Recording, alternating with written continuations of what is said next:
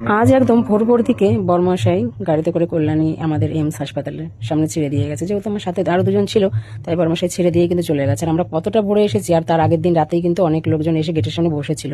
তারা অনেক দূর থেকে এসেছে। তারপরে যে একটু বেলা হচ্ছে, আস্তে আস্তে দেখছি লাইনটা বাড়তেই থাকছে। দেখুন লাইনটা কত বড় হয়ে গেছে। যখন আমরা আসি তখন এত কয়জন ছিলই না। যাই হোক, তারপরে 6:30টার দিকে গেটটা খুললো, ভেতরে ঢুকলাম। আর আমি বাইরের খাবার কিছু খাবো না বলে বাড়ির থেকে কিছু খাবার নিয়ে গেছিলাম, যেমন ধরো কিছু ড্রাই ফ্রুট নিয়ে গেছিলাম, আর এদিকে চিড়ে ভাজা করে আমি নিয়ে গেছিলাম। তো ওইগুলোই খাচ্ছিলাম। আর আমার সাথে যেই দুজন গেছিল ওরা বলছিল ভেতরে ক্যান্টিন আছে, ওখান থেকে খাবো। ঠিক আছে, তো আমি বললাম ঠিক আছে চলো তোমরা খাও, আমি খাবো না। ওরা বলছে না তোমারও খেতে হবে। তো যাই হোক, ওদের কথা রাখার জন্য আমি একটা চা বিস্কিট নিয়ে নিলাম, আর ওরা ওদের মতন ওরা খেলো।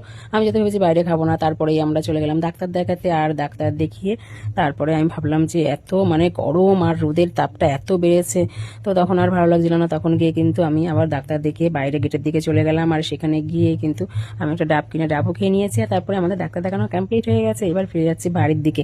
আর এর পরের বার যখন আসবো তখন আমার আর এত ভোরে আসতে হবে না, কারণ ডাক্তার যেহেতু আমাদের দেখার জন্য ডেট দিয়ে দিয়েছে আমাকে। তো এর পরের বার টোকনও নিতে হবে না।